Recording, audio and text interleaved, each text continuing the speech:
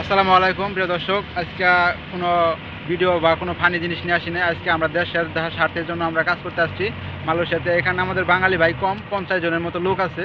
তো আমরা চাচ্ছিলাম যে দেশের স্বার্থের জন্য কিছু কাজ করব। তো দেশে বন্যা হয়েছে, কুমিল্লা, ফেনী, চট্টগ্রাম, ওইদিকে তো অনেক অবস্থা খারাপ, ভয়াবহ। যার কারণে আমরা কিছু চাঁদা তুলছি, কিছু টাকা তুলছি, আর আমরা কিছু দিয়া দেশে পাঠাই দেবো। তবে আমাদের ইচ্ছা আছে দেশে বড় কিছু দেওয়ার জন্য, উপহার দেওয়ার জন্য। যেহেতু আমরা প্রবাসে থাকি, আমরা ছোট্ট একটা অ্যামাউন্ট পাঠালেও দেশে বিগ একটা অ্যামাউন্ট।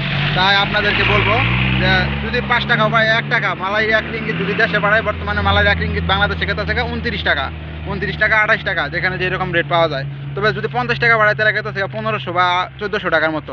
তাহলে আমরা চাই যে সবাই সবার রুমে, আমরা রুমে থাকে 6 জন মেম্বার, 6 জন মেম্বারের মধ্যে যদি 5 টাকা করে দেয় তাও 530 টাকা। পাশের রুম আছে।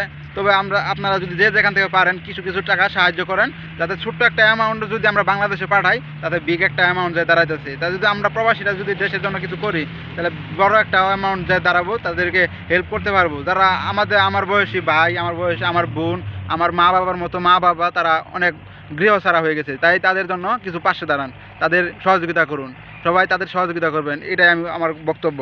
এই ছোট্ট একটা 50 টাকা 100 টাকা আজকাল আমাদের জন্য কিছু না, কারণ আমাদের শক্তি আছে, সাবল আছে, আমরা কাজ করে খাইতেছি, আল্লাহর রহমতে আমরা বেতন পাইতেছি। আর তাদের তো বাড়িঘর সব কিছু হারাই হচ্ছে, পশু পাখি যা ছিল সব কিছু হারাই হচ্ছে। এই ভিডিওগুলো দেখলে আমাদের মন ভালো লাগে না, আমরা প্রবাসে ঠিকমতো কাজ করতে পারি না যে দেশের এই অবস্থার জন্য। তাই আপনারা সবাই নিজ নিজ দায়িত্বে কিছু কিছু টাকা দেশের স্বার্থে পাঠাবেন, দেশের লোকের জন্য।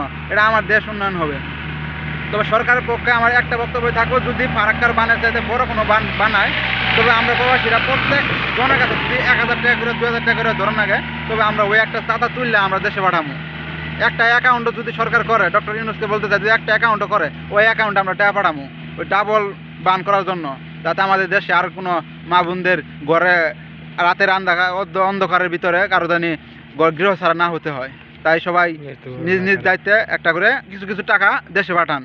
এটা আমি আপনাদের দেখানোর জন্য টাকা হাতে নিয়েছি না, এটা আপনাদের উৎসাহ দেওয়ার জন্য। আপনারা কিছু কিছু টাকা দেশে পাঠাবেন, ইনশাল্লাহ। ভালো থাকবেন।